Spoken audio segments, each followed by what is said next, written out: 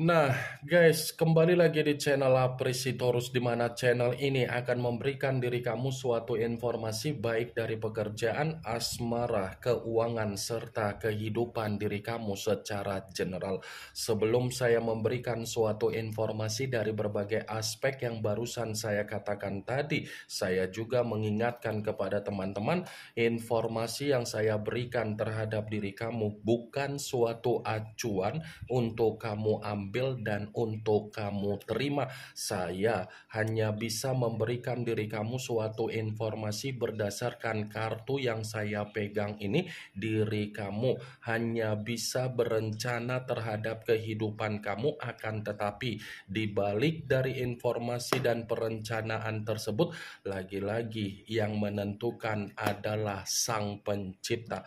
Sebelum saya mengambil satu persatu kartu yang saya pegang ini secara acak, saya juga mengingatkan kepada teman-teman apabila ketemu dengan channel saya agar menekan tombol subscribe-nya dan menyalakan loncengnya supaya next video saya lebih semangat untuk memberikan suatu informasi baik terhadap kondisi energi kamu, manusia yang selama ini kamu prioritaskan, serta pihak ketiga dia.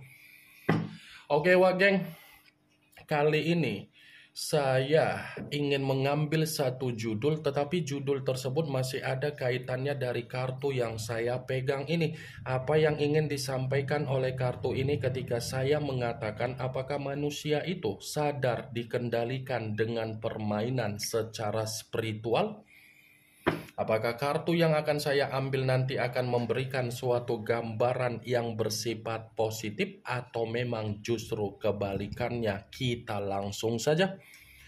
Saya akan mengambil beberapa kartu, di mana kartu yang akan saya ambil nanti bisa saja bersifat resonate, bisa saja tidak bersifat resonate. Semuanya saya kembalikan terhadap pola pemikiran kamu, semuanya saya kembalikan terhadap situasi energi yang kamu miliki untuk saat ini.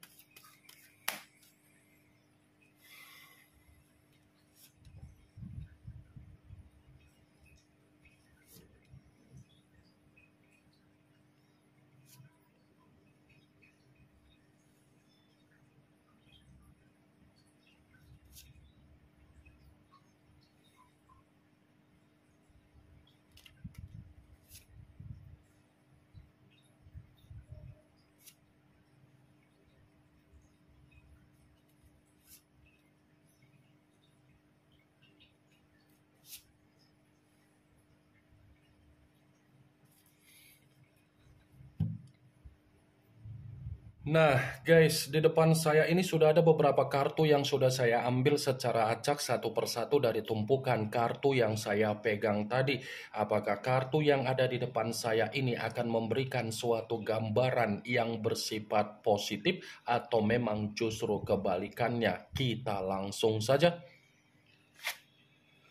Muncul kartu ini. Sekali lagi saya mengatakan muncul kartu yang saya pegang ini, di mana kemunculan kartu yang saya pegang ini seperti memberikan suatu isyarat atau gambaran, tetapi gambaran yang ingin saya sampaikan terhadap diri kamu, terlebih dahulu saya ingin mengarah terhadap diri kamu sebelum saya mengarah terhadap judul tersebut. Kenapa lagi-lagi saya ingin mengarah terhadap diri kamu? Kalau saya ingin mempertanyakan sesuatu hal terhadap diri kamu, apakah kamu masih akan menerima kehadiran dari manusia tersebut? Ibaratnya seperti ini, Wak Geng. Kalau seandainya kita berbicara secara seandainya, tiba-tiba manusia itu masih ingin berkomunikasi terhadap diri kamu dan dia masih ingin datang terhadap diri kamu, apa yang akan kamu berikan secara respon dan reaksi kamu? Saya hanya sekedar ingin mempertanyakan saja, karena di balik dari apa yang menjadi pertanyaan saya tadi, kamu yang bisa memberikan suatu jawaban karena kamu yang lebih mengetahui bagaimana situasi pembawaan energi kamu. Kalaupun seandainya saya ingin memberikan suatu jawaban dari apa yang menjadi pertanyaan saya tadi, bisa saja saya menyimpulkan kamu ini sudah bersikap sangat apatis. Apatis dalam arti apa? Mau datang ataupun tidak datang, mau berkomunikasi ataupun tidak berkomunikasi, kamu sudah tidak memperdulikan. Bisa saja kan, Wak Geng? Bersikap apatis. Apatis dalam arti apa? Karena kamu itu sudah tidak mau lagi untuk diuji secara kesabaran. Karena kamu itu tidak mau lagi untuk terlalu berkorban terhadap dia. Dan tidak mau lagi untuk memperjuangkan diri dia kembali. Kartu pertama yang saya pegang ini adalah kartu The Hangman yang selalu saya katakan dalam kondisi terbalik, kepala di bawah, kaki di atas. Saya tidak memungkiri kalau kamu memberikan sikap apatis tersebut. Karena ketika kamu ada komitmen terhadap manusia tersebut, kamu sudah terlalu mengalah, sudah terlalu memaafkan. Tetapi ketika kamu mencoba untuk terlalu mengalah, manusia itu selalu memberikan karakter yang terlalu serakah, menganggap dirinya paling penting, menganggap dirinya selalu ingin diprioritaskan, menganggap dirinya selalu diutamakan. Kamu bisa membayangkan sendiri kondisi terbalik, kepala di bawah, kaki di atas. Kamu inilah yang posisi kepala, dialah posisi kaki. Ya kan, Wak Geng? Apa yang barusan saya katakan tadi bukan berarti saya ingin memberikan diri kamu suatu sugesti agar sugesti tersebut bermain secara pemikiran kamu. Tidak, semua kembali bagaimana situasi keputusan kamu, Wak Geng. Kalaupun kartu yang saya pegang ini saya kaitkan dengan apa yang menjadi judul tersebut, saya akan membenarkan kartu ini. Membenarkan dalam arti apa? Bisa saja kan, yang awalnya dia iseng-iseng untuk menikmati apa yang menjadi kebebasan dia, justru kebebasan dia mengendalikan manusia itu secara permainan spiritual. Yang awalnya manusia itu hanya sekedar melampiaskan apa yang menjadi gairah dia, ujung-ujungnya yang dia lampiaskan membuat diri dia merasa apa? Hancur. Itu resiko yang harus dia dapatkan ketika dia menyadari ternyata semua ini yang dia perjuangkan dari apa yang menjadi kebebasan dia, mengendalikan dia secara spiritual. Muncul kartu Eight of Cups, yang dimana kemunculan kartu ini berbicara secara cawan, tetapi cawan tersebut terdiri dari 8 cawan. Kalau seandainya saya mencoba untuk menarik satu cawan dari ke-8 cawan tersebut, satu cawan yang saya tarik ini pun masih membenarkan apa yang menjadi judul tersebut. Membenarkan dalam arti apa? Dia dikendalikan secara spiritual, mau tidak mau kondisi dia yang menderita. Dia bukan dikategorikan tidak sadar, sadar. Sebenarnya sadar manusia itu secara alam bawah sadar dia itu sadar dia kendalikan. Tetapi kesadaran yang dia miliki secara alam bawah sadar belum tentu membuat manusia itu gampang untuk meninggalkan apa yang menjadi kebebasan dia dari seseorang yang dia prioritaskan di luaran sana. Dia yang meninggalkan diri kamu, tetapi dia memulai kehidupan baru dengan permainan spiritual. Muncul kartu The Fool, yang dimana kemunculan kartu ini selalu saya katakan sebagai kartu yang berbicara banyak arti, tetapi saya mencoba untuk menarik dari kata kebodohan. Kebodohan dalam arti apa? yang dia perjuangkan ternyata itu adalah cerminan dari kebodohan dia sendiri. Sudah ada komitmen terhadap diri kamu, tetapi berani meninggalkan komitmen itu demi orang lain. Demi orang lain, dia berani meninggalkan komitmen terhadap diri kamu. Ujung-ujungnya apa? Dia hanya dijadikan sebagai jembatan untuk memberikan keuntungan. Dia dijadikan sebagai pemerasan. Dia diperas.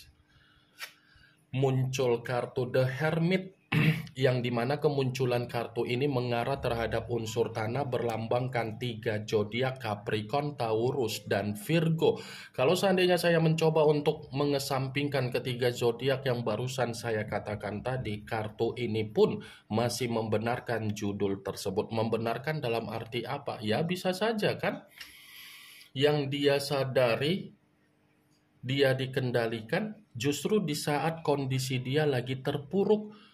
Yang dia sadari ketika dia dikendalikan justru di saat batin dan mental dia tidak ada ketenangan. Muncul kartu The Empress, ratu di atas ratu. Kalau seandainya saya mencoba untuk mengkaitkan kartu ini terhadap judul tersebut, ya lagi-lagi saya akan membenarkan. Membenarkan dalam arti apa? Yang mengendalikan dia secara spiritual hanya mendapatkan kesejahteraan.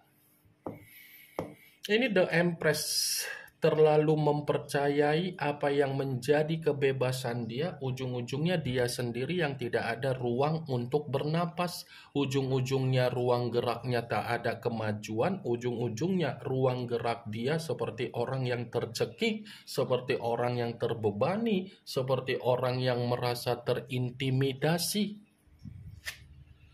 Muncul kartu Six of Pentacles, yang dimana kemunculan kartu ini berbicara secara koin, tetapi koin tersebut terdiri dari 6 koin, 3 di kiri, 3 di kanan. Kalau seandainya saya mencoba untuk menarik 1 koin dari ke-6 koin tersebut, kesadaran yang dia miliki di mana dia sadar dikendalikan justru di saat dia lagi menerima situasi miskin.